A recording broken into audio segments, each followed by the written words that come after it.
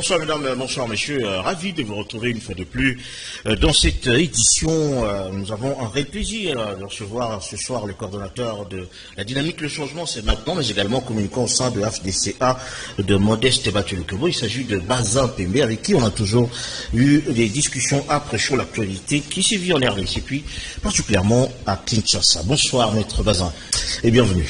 Merci beaucoup pour l'invitation. Ça fait quand même un bon bout de temps, nous n'avons plus parlé finalement, et aujourd'hui tu m'as fait l'honneur d'être là ce soir.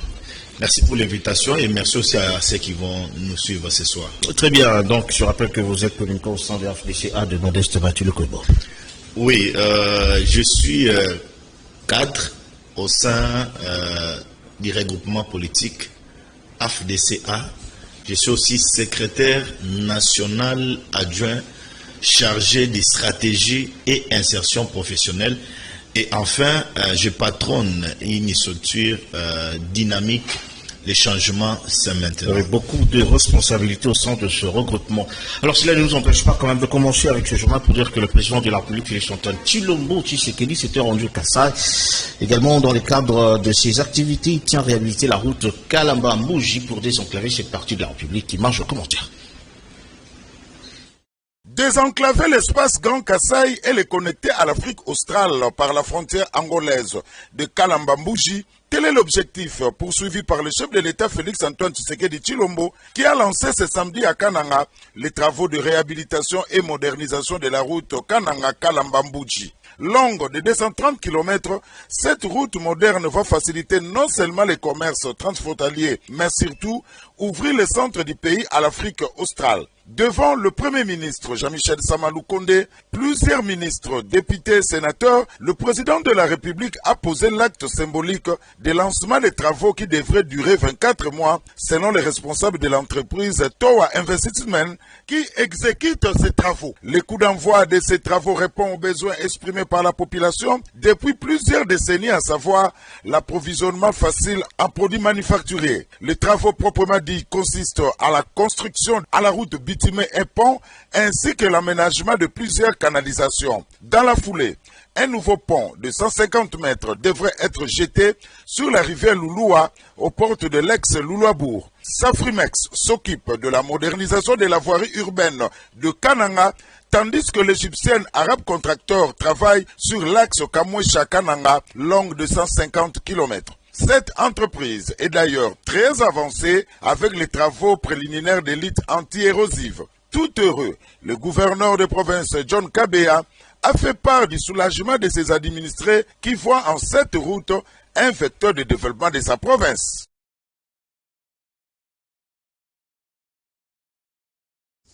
Cette fois-là, on est en Gaza, toujours dans le cadre des activités du chef de l'État. Cette fois-là, pour réhabiliter certaines voiries en délabrement très avancé. Image commentaire.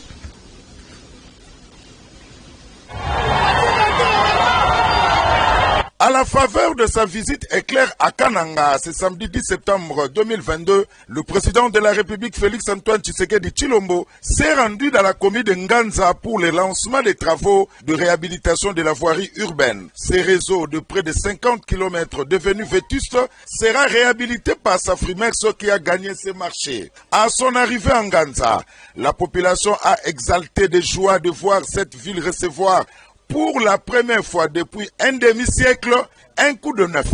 Ces travaux consistent à la réhabilitation de plusieurs artères coupées par des têtes d'érosion. Au-delà de l'embellie de la ville, ces travaux d'infrastructure routière offrent d'emploi à plusieurs jeunes de Kananga. Dans la soirée, le président Félix Tshisekedi a visité l'école d'excellence construite par le Service national pour l'encadrement de jeunes. Plusieurs jeunes y reçoivent des formations spécialisées dans divers domaines. Le président de la République était émerveillé par les bâtiments et la qualité des formations.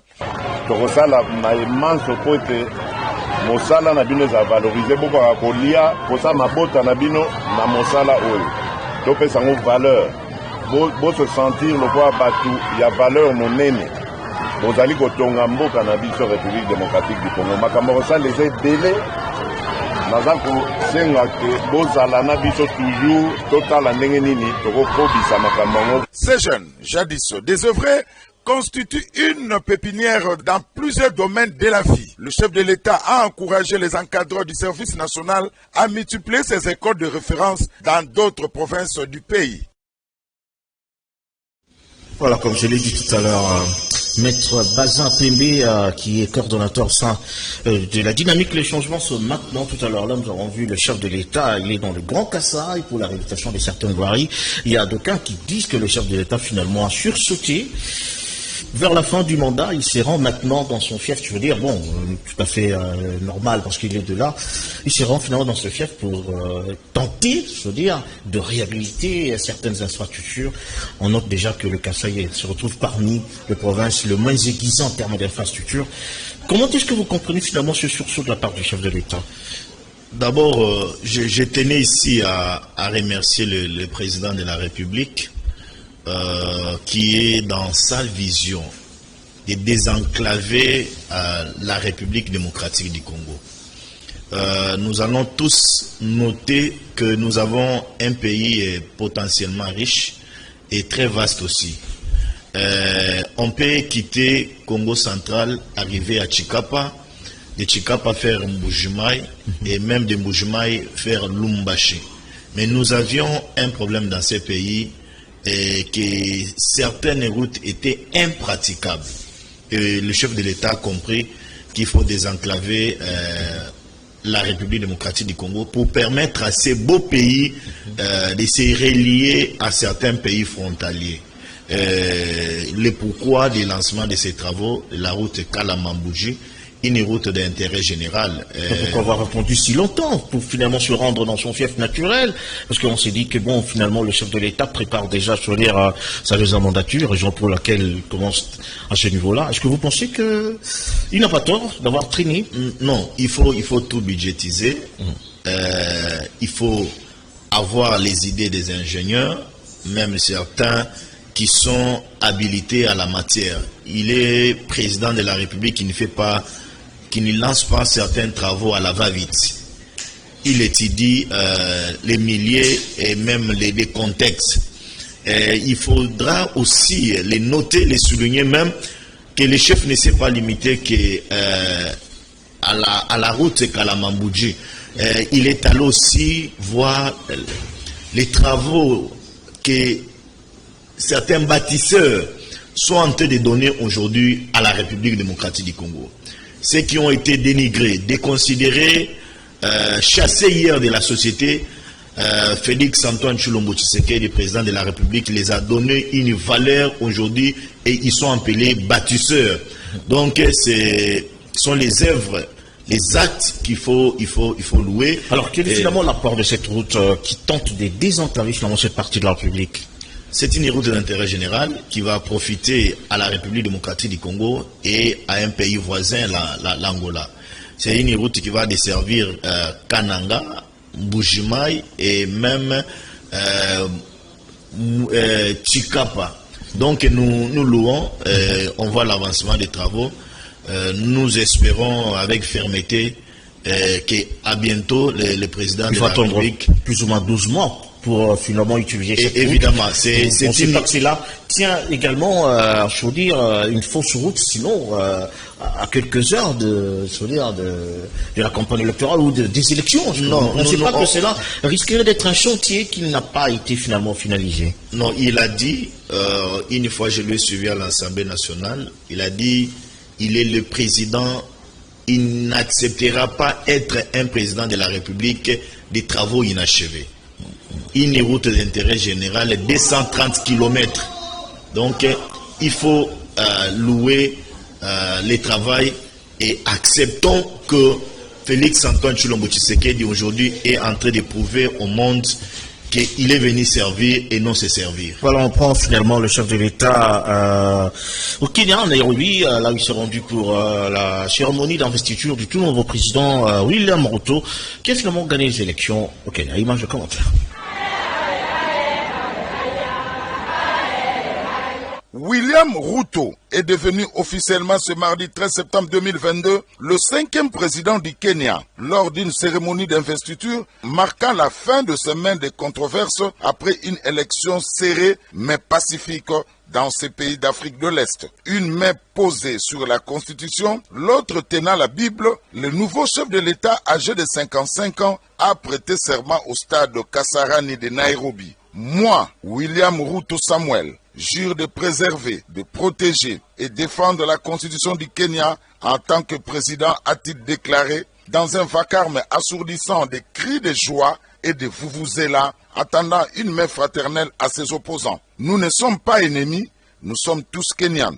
Le président Félix Antoine Tshisekedi Tshilombo était au nombre d'une vingtaine de chefs d'État et de gouvernement présents parmi les 60 000 spectateurs réunis dans le plus grand stade de la capitale kenyane. Cette cérémonie met fin à près d'une décennie de présidence d'Ohuru Kenyatta, élu pour la première fois en 2013 et réélu en 2017. Le président sortant entretient des relations amicales avec le président de la République démocratique du Congo. Pas d'inquiétude pour la poursuite des projets de coopération entre Nairobi et Kinshasa. Dans son discours d'investiture, William Ruto a cité 2 fois la République démocratique du Congo, notamment dans le grand projet de la construction de la route qui va partir de l'est de Congo-Kinshasa jusqu'au port kenyan de Mombasa, baignant dans l'océan Indien.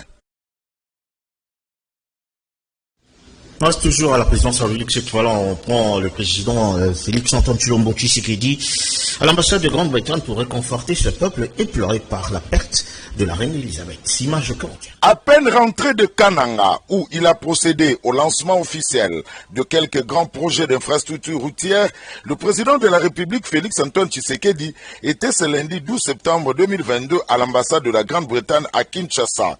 Exprimé à travers sa personne la compassion et la solidarité des Congolais à l'endroit du peuple britannique éploré à la suite du décès de la reine Elisabeth II, tel a été l'objet du déplacement du chef de l'État congolais qui a tenu personnellement à honorer la mémoire de la défunte. Arrivé sur le lieu en début d'après-midi, le chef de l'État a été accueilli à l'absence de l'ambassadeur par la chargée d'affaires ad intérim, Laura Mazal. Juste à l'instant d'une poignée de main, le président Félix Tshisekedi a été convié à signer les livres de condoléances dans une pièce aménagée dans les locaux de l'ambassade. Dans ses écrits, le président de la République a, au nom du peuple congolais et en son nom propre, rendu hommage à la souveraine quasi intemporelle qu'aura été la reine Elisabeth II, tout en saluant son leadership rare ainsi que sa longévité tout aussi exceptionnelle qui, a-t-il précisé, marqueront à jamais ces bas mondes. Après cet exercice qui s'inscrit dans le contexte de deuil national décrété par le gouvernement britannique, le président de la République a eu un échange de quelques minutes avec la chargée d'affaires britannique avant de quitter le lieu. Pour rappel, la reine Elisabeth II est décédée le jeudi 8 septembre dans son château de Balmoral en Écosse à l'âge de 96 ans après plus de 70 ans de règne. Son fils, le prince de Galles, l'a succédé au trône sous le nom de Charles III. Ce dernier s'est adressé à la nation britannique ce week-end pour sa première allocution télévisée comme souverain, promettant de servir ses sujets toute sa vie. Notons que la Grande-Bretagne est l'un des partenaires privilégiés de la RDC. Elle est plus que jamais déterminée à maintenir cet élan et à l'amplifier davantage sous le leadership du président de la République, Félix Antoine Tshisekedi Tshilombo. Voilà, nous avons eu 2 éléments, Maître Bazar. On a parlé finalement du chef de l'État quand il était à Nairobi pour soutenir le tout nouveau président William Ruto. On se pose la question, finalement, il y a une sorte de rapprochement entre le Kenya et la RDC. Alors, sur quel fond on peut projeter quelques genres de projets entre les deux pays? L'harmonie règne aujourd'hui entre la République démocratique du Congo et le Kenya. Nous sommes en parfaite collaboration sur le plan diplomatique.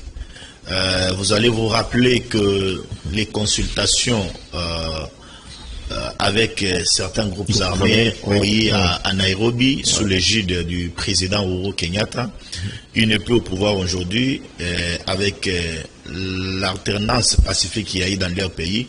C'est tout à fait logique, judicieux même, que le président Félix participe à cette cérémonie à double casquette. Il est le président de la CAC et il est aussi le président de la République démocratique du Congo, un ancien dirigeant, un ancien autorité, si je peux le dire ainsi, de l'Union africaine. Nous avons loué sa présence. Il y a une sorte de rapprochement entre les deux présidents, je veux dire, hein, bien qu'ils soient nouvellement mis en fonction, mais il faut dire quand même qu'ils se connaissaient bien avant, entre Félix et puis... Oui, ils se connaissaient bien avant. Ouais. Il faudra aussi rassurer à certains partenaires la continuité de certaines actions de l'État. Et puis les négociations continuent toujours, je veux dire, en Nairobi, entre la RDC et puis les groupes Rebels, je veux dire. Évidemment, les bons offices. Oui, je veux dire, voilà, les bons offices du Kenya par rapport à la RDC. Oui, ça continue dans la logique, comme je l'ai dit, de la continuité de l'action de l'État. Voilà. Et rappelons aussi qu'en 2023, nous aurons les élections en République démocratique du Congo. Nous, au sein de notre parti, nous nous sommes déjà prononcés. Donc, nous attendions voir encore pour la seconde fois un événement pareil s'est réalisé en République démocratique du Congo avec la réélection du président de la République, Félix Antoine Tshisekedi. C'est votre souhait, mais qui n'est peut-être pas le souhait des autres. Voilà, c'est notre souhait. Tout à fait. Et même les souhaits de la majorité des Congolais. On a vu les chefs de l'État, l'ambassade de Grande-Bretagne, pour honorer la mémoire de la défunte reine Elisabeth II. Je suis de cœur avec ce peuple. Oui. Le Congo, c'est un pays hospitalier. Oui. Donc, l'unité, c'est ce qui caractérise les citoyens congolais. Et j'ai vu aussi le président de l'Assemblée nationale qui va représenter les chefs de l'État dans ses obsèques. Donc, nous disons bon courage à nos frères qui ont perdu la reine. Voilà. Avant finalement de parler de votre chef de file de FDC, on va parler quand même du chef de l'État qui a été également au deuil de l'artiste Maïmpoutou Kwedi qui a tiré sa revanche depuis la semaine. Donc on voit en image le chef de l'État se présentant ce deuil. Maintenant là, avec tes aventures, les gens que tu prends ici, les gens qui ne font absolument rien, tu les prends ici, il n'accepte pas que les enfants restent ici. Et l'enfant aussi, il est effacé parce qu'il ne supporte pas. La nation reconnaissante les lui devait bien au regard des services rendus, particulièrement à ses compatriotes au plan culturel. Et l'institution qui a à la charge et la responsabilité s'est assumée ce mercredi 14 septembre 2022 au travers de la participation du chef de l'État aux obsèques organisées par la direction générale de la RTNC dans les installations même où Daniel Claude Maïmpoutou Kwedi a exercé une cinquantaine d'années ses talents d'artiste. En 20 minutes, le président Félix Tshisekedi l'a exprimé d'abord en déposant sa couronne de fleurs sur le cercueil de l'artiste, ensuite en réconfortant sa famille, enfin en suivant les absoutes précédées de mots de circonstance du ministre de la Communication et Médias et de la ministre de la Culture et Arts. Deux messages qui traduisent l'homme qu'était Maïmpoutou Kwedi, car journaliste, il était aussi scénariste, metteur en scène, interprète, acteur de cinéma et auteur de plusieurs œuvres dramatiques. Si bien que ce père lui avait trouvé le sobriquet caméléon de la scène. De sa note biographique, il ressort qu'il est né à Kinshasa le 24 septembre 1946. Marié et père de 6 enfants, il a rejoint la RTNC en 1983 où il a fait toute sa carrière dans le fleuron des groupes de théâtre populaire dénommé Salongo. Il en fit d'ailleurs directeur artistique. Mais c'est en 1973 qu'il a embrassé le théâtre. Polyglotte, parlant français, anglais, allemand, en plus des langues nationales congolaises, l'homme n'avait pas son pareil dans l'incarnation des personnages dont il revêtait pour son travail. C'est après le départ du président de la République, Félix Antoine Tshisekedi Tshilombo, que le cortège funèbre a pris la direction de la nécropole entre ciel et terre, en passant par les monuments des artistes érigés sur la place Victoire. Voilà, donc on prend encore le chef de l'État autour d'une réunion qui parle de 145 territoires, un projet important pour la RDC, image de commentaire. Le président de la République, Félix Antoine Tshisekedi Tshilombo, a présidé ce mercredi 14 septembre 2022 dans la soirée à la Cité de l'Union africaine une réunion d'évaluation du programme de développement à la base des 145 territoires. Cette rencontre, qui fait suite aux précédentes, était censée apporter un éclairage supplémentaire quant à la matérialisation de ces vastes programmes éminemment social. Patrick Mouyaya fait la restitution de cette séance de travail devant la presse. Ce soir, nous avons eu l'occasion d'écouter les différentes agences qui ont été recrutées pour ce faire, notamment le PNUD, le CFF et le BSECO, qui nous ont présenté les études qu'ils ont faites, parce qu'il est question de construire des hôpitaux, des centres de santé, des bâtiments administratifs. À peu près 2000 ouvrages doivent être construits à travers le pays. Le pays a été divisé en 3 en fonction des agences qui ont été choisies. Et aujourd'hui, ces projets sont tous à maturation. Et dans les jours qui viennent, le président de la République devrait lancer officiellement les travaux. Il y a eu des interactions avec les différents membres du gouvernement parce qu'il est aussi question de s'assurer, par exemple, que les routes se font en même temps, que l'eau et l'électricité accompagnent les travaux qui vont se faire au niveau de chaque territoire de la République démocratique du Congo. Autour de l'autorité suprême du pays, l'on a noté la présence, entre autres, du Premier ministre, du ministre sectoriel, du directeur de cabinet ainsi que des représentants des agences recrutées pour la matérialisation des 10 programmes, à l'occurrence le PNUD, le CFF et le BSECO. Pour rappel, le programme des 145 territoires auxquels le gouvernement et ses partenaires ont prévu d'allouer 1,6 milliard de dollars est censé sortir les Congolais de la pauvreté tout en impulsant le développement des communautés rurales. Il est adossé au pilier 5 du plan national stratégique de développement 2019-2023 dans son volet relatif au développement équilibré des provinces. Voilà, Maître dans un PB tout à l'heure là, le chef de l'État parle de 145 territoires. Il faut dire quand même que c'est un projet colossal pour la RDC. Mais finalement, la population congolaise qui a beaucoup attendu se pose des questions et se dit, il faut attendre 2023 pour commencer finalement ce projet important? Cela ne va pas rimer également avec le manœuvre déjà de la campagne électorale. Est-ce que cette confusion qui continue à régner un peu dans les têtes des Congolais peut finalement s'expliquer aujourd'hui? Oui, laissez-moi saluer ces côtés si humanisme du président de la République, Félix Antoine Tshilombo Tshisekedi. Je l'ai vu au deuil des comédiens et agents aussi de la RTNC. Maïmputu Edi. Maïmputu Edi. En tout cas, on peut tout parler à mal du président Félix. Mais ce côté humanisme, il est à féliciter. Il était également absent dans d'autres deuils de grands artistes quand même de ce pays. Pourquoi avoir choisi Edi, par exemple? Lorsque le président n'est pas au pays, il est représenté. Mais lorsqu'il est au pays, il fait un effort de consoler certaines familles éplorées qui perdent leur être cher. Donc on a intérêt à saluer de ces côtés-là son humanisme. Et revenons à la question. Les programmes 145 territoires, c'est un programme historique. C'est un programme phare qui va booster les développements à la base. C'est un programme qui va permettre à certains Congolais qui sont entrés s'immigrer aujourd'hui et quitter certains territoires, quitter certaines provinces pour venir chercher le bonheur dans les grandes villes, à se cramponner dans leur territoire, faire avancer leur activité.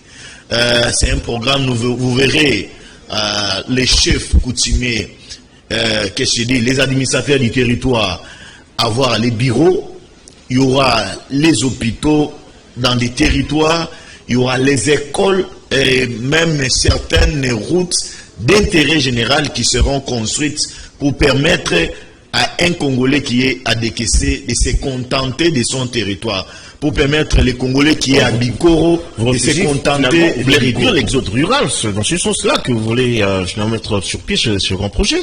L'exode.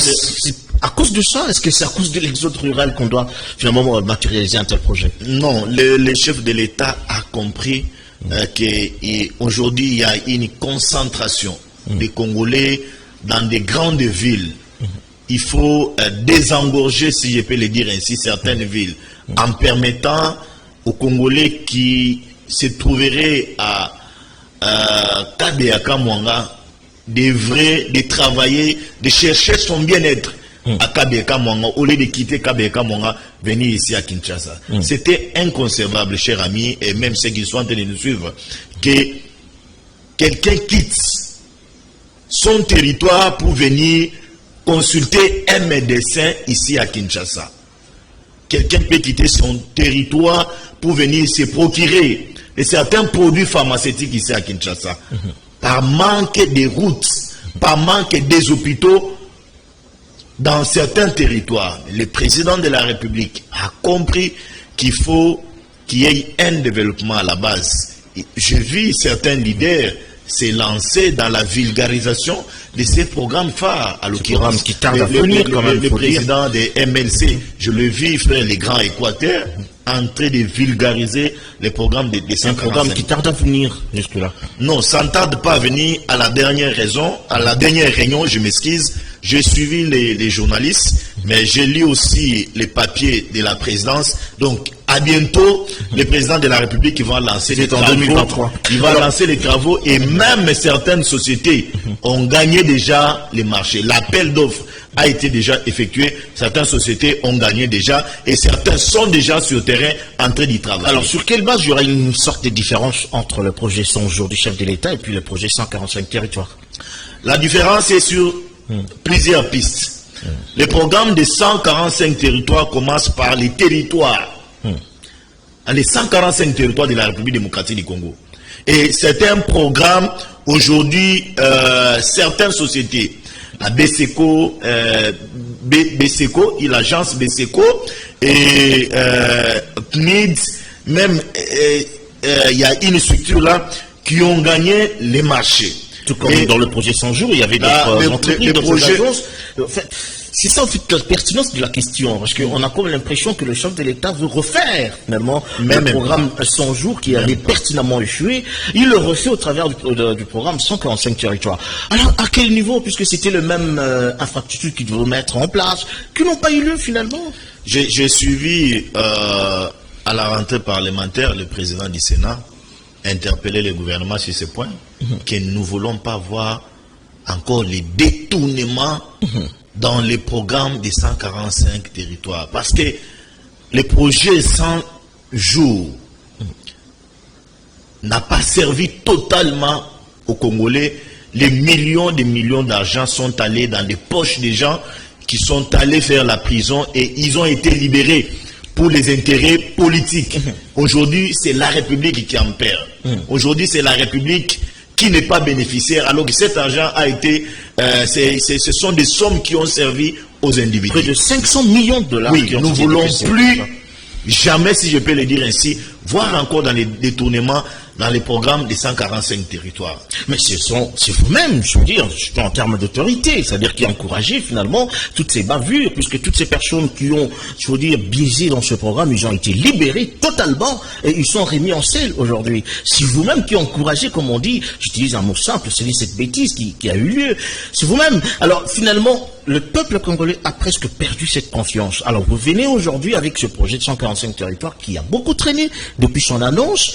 Et vous voulez commencer ce projet à l'année des élections? Est-ce que cela ne s'apparente pas à une sorte de campagne électorale du chef de l'État? Ça a été apparemment bien ficelé dans ce comité. J'en appelle ici à la conscience de nos citoyens qui sont dans les territoires. Vous voulez en fait influencer à une sorte d'électorat pour dire voilà un grand projet dans vos territoires et il faut élire le chef de l'État pour un deuxième mandat. Je vais répondre à la question, mais j'aimerais ici appeler à une conscience collective de nos concitoyens qui sont dans les territoires, dans les 145 territoires de la République démocratique du Congo, qui sont les premiers bénéficiaires de ces programmes phares, d'être des gardiens, d'être des surveillants et de dénoncer tout ce qu'il y aura comme détournement des matériels qui vont construire, qui vont servir à la construction de certaines infrastructures. À la question du programme des 100 jours, je suis peiné aussi Parce que nous voyons aujourd'hui certains qui ont été dans la bouillabaisse, qui ont été dans les détournements, qui ont fait la prison. Nous avons suivi les procès. Par la clameur publique, ils ont été arrêtés aujourd'hui pour les intérêts politiques. Ils sont en liberté. Ça peut que me faire mal. C'est la République qui en perdit.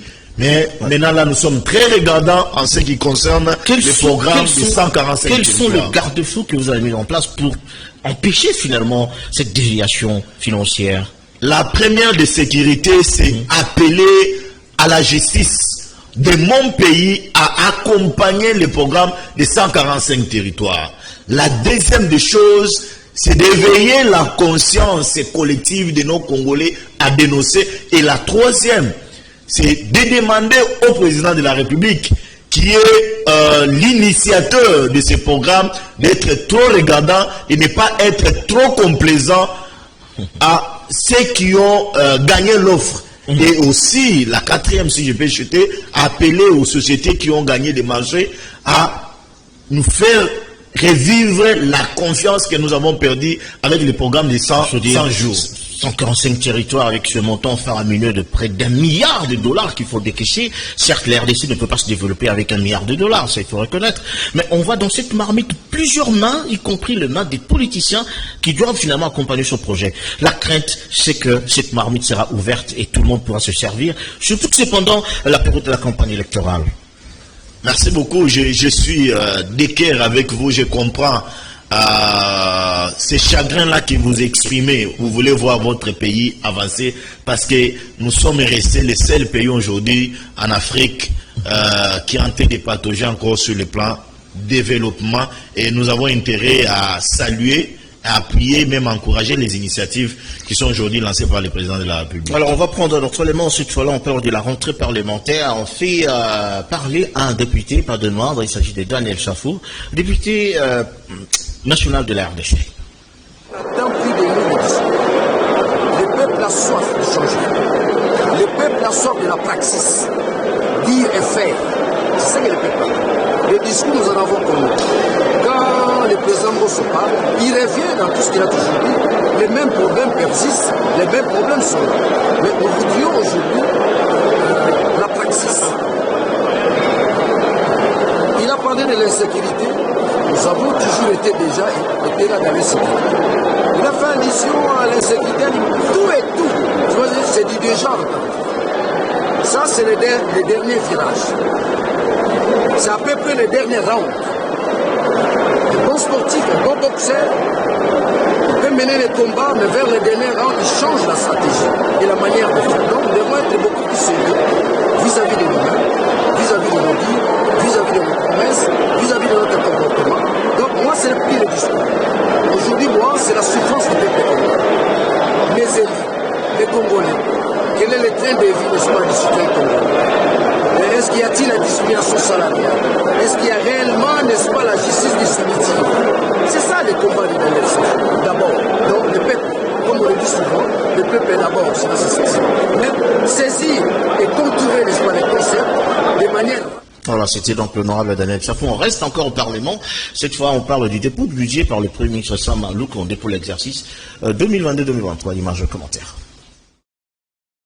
Pour la deuxième année consécutive, comme pour pérenniser la tradition du respect de la Constitution en cette matière, le chef du gouvernement Jean-Michel Sama Lukonde a déposé ce 15 septembre 2022 à la Chambre basse du Parlement le projet du budget 2023 chiffré à 14,6 milliards de dollars américains, soit une augmentation de près de 32% par rapport à l'année précédente, dont le budget était chiffré à près de 12 milliards de dollars américains. Avec les réagissements qui vont y être apportés par la commission ECOFIN du Parlement, ce budget permettra d'accélérer la mise en œuvre du programme ambitieux de développement local de 145 territoires porté par le président de la République Félix-Antoine Tshilombo Tshisekedi, qui tient à redonner de la dignité à son peuple. Par ailleurs, 2023 étant une année électorale, ce budget permettra de doter la centrale électorale de moyens de sa politique pour organiser les scrutins dans les délais constitutionnels. Ici, c'est cette manifestation de déposer pour la deuxième fois le budget dans les délais constitutionnels. Et donc, c'est un exercice auquel le gouvernement aujourd'hui s'est donné une exigence et nous le faisons avec bien sûr le ministère d'État, le ministère du Budget, mais la collaboration de tous les autres ministres. C'est juste s'y prendre à temps pour pouvoir rencontrer cette exigence. Et ici, en ce qui concerne le budget que nous venons déposer, je voulais juste donner quelques éléments. Ces éléments, c'est d'abord les indications qui nous avaient été données clairement lors d'un Conseil des ministres en communication de son Excellence Monsieur le Président de la République, de demander au gouvernement de tenir compte de l'aspect social. Il sied de souligner que le dépôt de ce projet de budget a eu lieu le jour même de l'ouverture de la session budgétaire à l'Assemblée nationale. Reviens-vous, Bazin Pembe, tout à l'heure là, on a vu la rentrée parlementaire avec l'honorable député Daniel Safou. Il a traité, il faut dire, les discours du président de l'Assemblée nationale, du discours du déjà vu et du déjà entendu, c'est-à-dire une sorte de recommencement perpétuel. Finalement, qu'est-ce qu'on attend de ce Parlement qui finalement semble tourner en rond?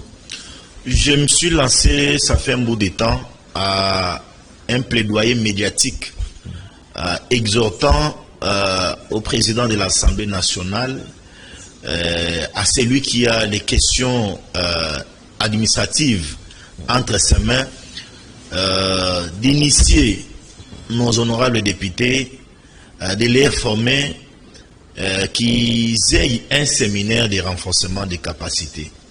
Je note que au sein de l'hémicycle, nous avons des tendances confondues.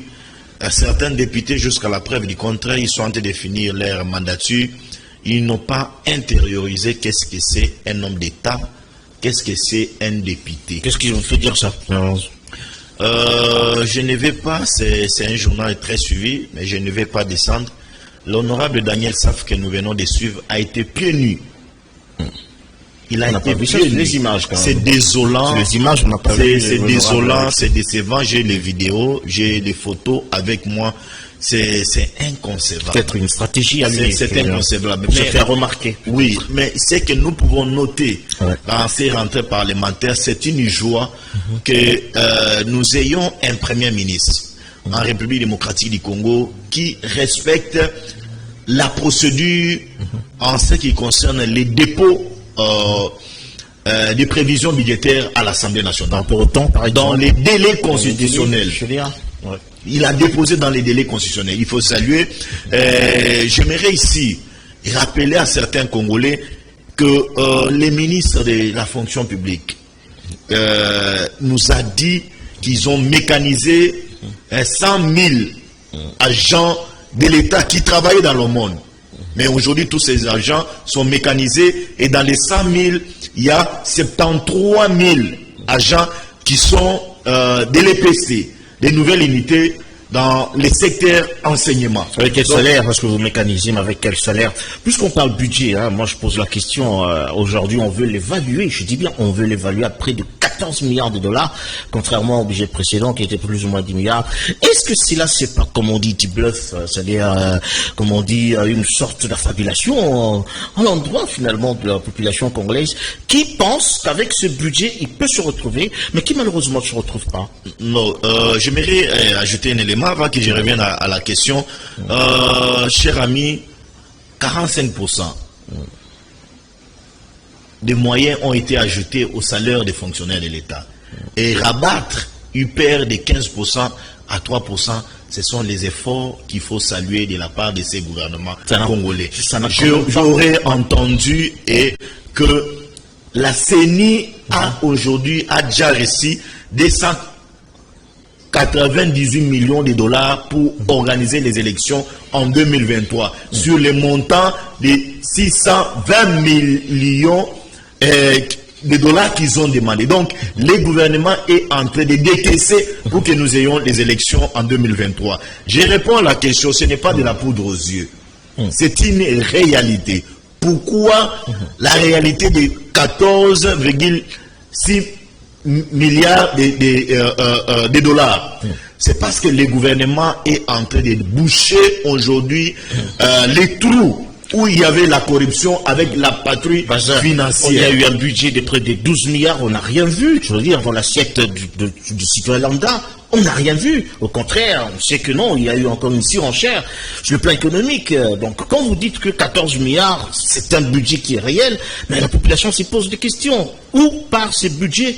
Aussi longtemps qu'on sait que déjà les institutions vous coûtent près de 70%, n'est-ce pas, de ce budget? Qu'est-ce que finalement ça représente? Ce sont des chiffres de plus. C'est une réflexion qui me pousse à interpeller aussi les gouvernements sur la question des trains de vie des institutions qui nous coûtent énormément cher. Je pense que lorsque le Premier ministre Jean-Michel Sama Lukonde, qui dirait fait un travail de titan à féliciter, lorsqu'ils vont venir défendre le budget à l'Assemblée nationale, nous voulons entendre une répartition équitable.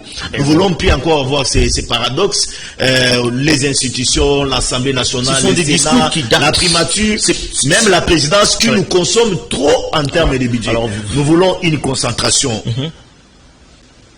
dans l'éducation, dans la santé, et aussi dans les sociales, les quotidiens. Il y a eu déjà une sorte de répartition, n'est-ce pas, dans ce budget. Et on n'a pas prévu tout ce que tu es en train d'avancer ici comme argument. C'est pas prévu. Donc on va finalement continuer à refaire finalement cette gymnastique d'interpeller, puis il n'y a rien. Non, je nous rappelle que ce sont des prévisions.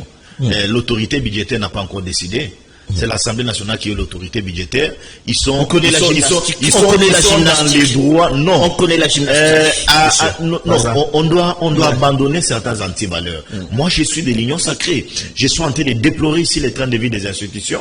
Nous n'avons pas vu cela dans les régimes passés. J'en appelle au Premier ministre et j'en appelle aussi aux autorités qui sont autorités budgétaires de voir la question du social des Congolais, de réserver un pourcentage élevé à la couverture santé universelle, à l'enseignement, même à certaines infrastructures que nous voulons aujourd'hui en République démocratique du Congo. Et donc, ne perdons pas espoir. Nous avons espéré. Pendant qu'on espère, on meurt de faim. On voit même certains membres de l'Union sacrée qui défendent finalement, n'est-ce pas, leur quote-part, qui disent même qu'il faut qu'ils aient encore un peu plus au-delà parce qu'il y a de parlementaires français qui touchent plus qu'eux. Donc même dans votre carcan politique de l'Union sacrée, il y a des gens qui continuent à soutenir finalement que cette tranchée soit si épaisse entre les institutions et la population, alors que c'est la population qui vous a mandaté. Je suis souvent caractérisé par la rationalité et par la moralité. Et je l'ai dit, on doit revoir la question des trains de vie des institutions, cher ami Sylvain. Soyez-en apaisés. Très bien, ça, on va continuer ce journal, vous comprenez un peu ça avec émotion, parce que bon, on comprend que nous sommes en train de trimer finalement, bien que le budget s'est hausse à 14 milliards, mais la population croupit dans une misère indescriptible. On prend un autre élément, on parle de la pré-COP, clôture de la pré-COP du 27, avec Bazaïba et plusieurs scientifiques du monde entier. Ici, c'était en Gambie, image de commentaire. Pendant les 3 jours de la conférence internationale des scientifiques sur les forêts tropicales humides du bassin du Congo et des autres bassins de la planète, tenue à Yangambi dans la province de la Chopo, des éminents professeurs des différentes universités du monde et de la RDC et autres experts en questions environnementales ont tour à tour présenté leur communication axée essentiellement sur la contribution des forêts du bassin du Congo et des autres bassins tropicaux à la lutte contre le changement climatique.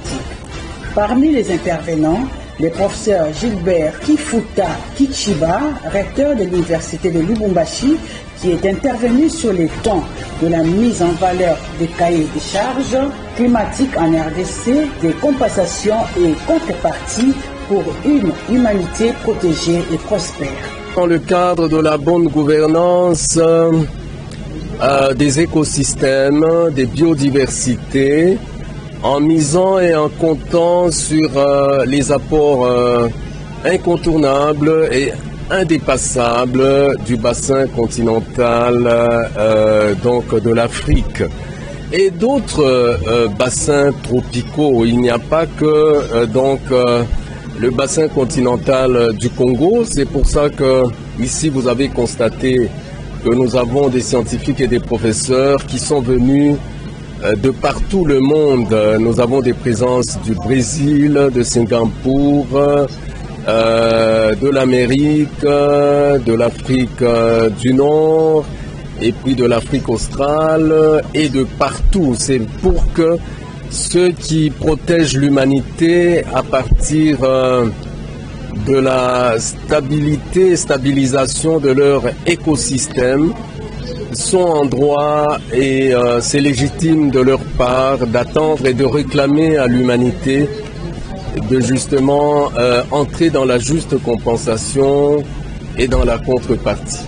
Ces assises se sont clôturées le 7 septembre 2022. Alors cette fois, on prend la 9e conférence de parlementaires d'Afrique qui a connu également la participation de la RDC par le biais du président du Sénat, Modeste Bathily-Lukwebo. Image commentaire. L'aéroport international de Bujumbura, dans une ambiance de fête, à l'arrivée du président du Sénat de la RDC et autorité morale de l'Alliance des forces démocratiques du Congo, Modeste Bathily-Lukwebo. À pas feutré, le président de la Chambre haute du Parlement descend de l'avion. Il est accueilli au bas de la passerelle par son homologue du Burundi, Emmanuel Sinzo Aguera. Des hauts cadres du parti AFDC, conduits par le président fédéral, professeur Landry Kizungu, étaient présents pour accueillir l'autorité morale du parti, Modeste Bathily-Lukwebo, qui précise ici l'objet de ce séjour à Bujumbura. Je suis venu en tant que président du Sénat de la République démocratique du Congo participer à la 9e conférence des Chora, des Sénats, carrément d'Afrique et arabe. Laquelle conférence se tient ici à Bujumbura pendant 4 jours. C'est au cours de cette réunion que nous allons examiner les questions communes justement à nos parlements arabes et d'Afrique. Après un tête-à-tête auquel la presse n'a pas été conviée, le président du Sénat congolais a pris un bain de foule. Des milliers de cadres et militants de l'AFDC ont fait le déplacement jusqu'à Bujumbura pour réserver un accueil enthousiaste à leur autorité morale. Par leur mobilisation, les membres de l'AFDC ont tenu à démontrer que leur parti est et reste la première force politique implantée au Sud Kivu et dans les pays voisins.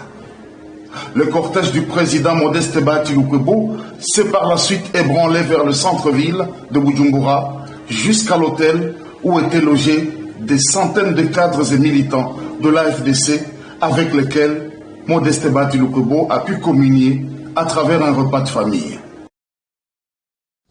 Maître Danzapembe, c'est votre autorité morale, finalement, Bathily-Lukwebo, qui est rendu finalement à Bujumbura. Il faut dire que c'est une capitale importante quand même pour ce pays, parce que je connais, j'ai traversé un peu les rues de Bujumbura. Alors, on voit finalement une liesse populaire importante qui accueille le président du Sénat, comme si cela a été préparé, parce qu'il y a eu des traversées de certains militants des FDC avec des drapelés pour accueillir finalement le président du Sénat. Est-ce qu'ils l'ont fait parce que ils ont été influencés par sa présence, ou alors c'est pour montrer à suffisance que le FDC est réellement implanté dans cette partie de la République? Oui, je rappelle ici que le président du Sénat, le professeur sénateur Modeste Bathily-Lukwebo, lorsqu'il est venu au Sénat de la République, il a eu un slogan de redorer l'image du Sénat de la République démocratique du Congo dans les relations avec certains pays de la sous-région, même l'Occident. Et il est allé participer à la 9e conférence des parlementaires d'Afrique et aussi avec certains pays arabes. La liesse populaire que vous voyez là, c'est dit du fait que l'AFDC, c'est le parti politique aujourd'hui mieux implanté en République démocratique du Congo. Nous ne sommes plus qu'au Congo, nous sommes partout, même dans la sous-région. Et je note aussi, laissez-moi aussi remercier mes très chers camarades du Sud Kivu. Parce que aujourd'hui les gens veulent trop polémiquer. L'AFDC, c'est le seul et l'unique parti qui a l'ancrage au Sud Kivu. C'est un parti aujourd'hui mieux très bien installé. Parce que Bahati Lukwebo met 10 sérieux à l'intérieur. Il est dans la logique d'accompagner la vision du président de la République démocratique Félix Antoine Tshisekedi Tshilombo, et l'AFDC s'est déjà prononcé pour sa réélection en 2023. Nous sommes en train de lui. Est-ce que vous le faites parce que il y a eu également un grand leader de cette partie de la République qui s'était rendu bien avant vous? Est-ce que c'est par polémique que vous le faites? Parce que bon, quand il faut dire que c'est le parti le mieux implanté, on a vu également Caméré avec une foule importante qu'il avait accueillie quand même. Bahati n'a jamais été dans les... Je pose cette question par rapport à une sorte de bruit qui existerait entre Bahati Lukwebo et puis Vilta Caméré. Bahati Lukwebo n'a jamais été dans les populismes. Il est dans la rationalité. Bahati Lukwebo, c'est un leader qui sert le peuple. Il est dans la logique qu'il faut servir certains citoyens qui sont dans la souffrance. Il a toujours dit que ce n'est pas concevable que nous ayons un pays potentiellement riche, mais qui a un peuple qui croupit dans la misère, comme vous l'avez signifié. L'Est de notre pays aujourd'hui, si les gens veulent polémiquer, c'est dans les néants qui sont en train de polémiquer, parce que si il y a les seuls leaders aujourd'hui qui incarnent les valeurs, incontestablement, c'est le professeur sénateur Modeste Bahati Lukwebo, parce qu'il est dans les hôpitaux. Cette guerre de leadership de l'Est finalement prend corps entre Bahati Lukwebo, vous le reconnaissez quand même? Oui, Bahati est aujourd'hui dans une logique qu'il faut donner de l'emploi aux jeunes, donner de l'emploi aux médecins, aux infirmiers, aux magistrats. Bahati est dans la logique qu'il faut encadrer les jeunes dans les infrastructures sportives. Donc c'est ça, le professeur sénateur Modeste Bahati Lukwebo, il n'est pas dans les populismes, il n'est pas dans les dans l'exhibition. Oui. Donc c'est ça le professeur sénateur Modeste Bahati Lukwebo. Voilà, merci. C'est sans polémique, sans polémique entre l'UNC et l'AFDC. On termine avec cet élément qui parle d'un conflit parcellaire. On va clôturer avec ça, évidemment, entre la famille Mobutu et puis en particulier. Autant de problèmes fonciers font partie du lot quotidien des audiences judiciaires dans cet état dit de droit. Le dernier en date est celui de Joseph Désiré Mobutu Kambale, fils du fait maréchal Mobutu, indigné par différentes tracasseries foncières venant de certains officiels dont ils font l'objet. Bien que réhabilités par les tribunaux depuis décembre 2019 à leur retour d'exil, alors qu'un accord a été conclu à Gaborone avec un pacte républicain dont parmi les résolutions figurait également la restitution des avoirs du feu maréchal Mobutu et de tout le membre de sa famille. À ces jours, certains patrimoines posent problème. Les cas des villas 6 Mweneditu numéro 5 et sur le boulevard du 30 juin numéro 154, toujours dans la commune de la Gombe. Une succession maternelle acquise avec certificat d'enregistrement et titre de propriété. Les ministres tous mobiles, qui se prend aujourd'hui au-dessus de la loi, même au-dessus du chef de l'État. C'est ma façon de voir les choses en fait. Parce que même les décisions judiciaires sont rendues et exécutées au nom du chef de l'État. Mais quand un ministre doit donner un coup de pied à tout ça et fouler, je ne sais pas où est-ce qu'on se retrouve. Avant que je ne récupère la propriété, où nous étions en querelle jusqu'aujourd'hui avec M. Ibrahim Issaoui Sosimax, quand est-ce qu'il a su que le bien appartient à l'État? Parce qu'il a été ministre du tutelle, là, ça fait plus d'une année maintenant. Voilà, c'est avec ces images que nous mettons pratiquement un terme. Je voudrais quand même donner un petit mot de clôture à Maître Bazin, PB, qui a pris part à cette édition. Merci beaucoup pour l'invitation. Merci aussi à ceux qui vont nous suivre. Oui. Et je suis très bien disposé pour venir répondre prochainement si les besoins se manifestent. Merci beaucoup. Je rappelle que Maître Bazin Pembe, il est coordonnateur de la dynamique Le Changement ce maintenant, mais également membre effectif au sein du regroupement politique AFDCA que gère le président du Sénat, Modeste Bahati Lukwebo. C'est par ici que nous mettons pratiquement un terme à cette édition. Merci à vous de nous avoir suivis. Merci également à Serge Makoso, Rodilo Adio, Msimbi à Mavinga ainsi que Samson Ilunga pour sa réalisation. On se retrouve Dieu voulant demain pour l'édition de 19h. D'ici là, portez-vous bien. Bonne suite des programmes sur Canal Télévision.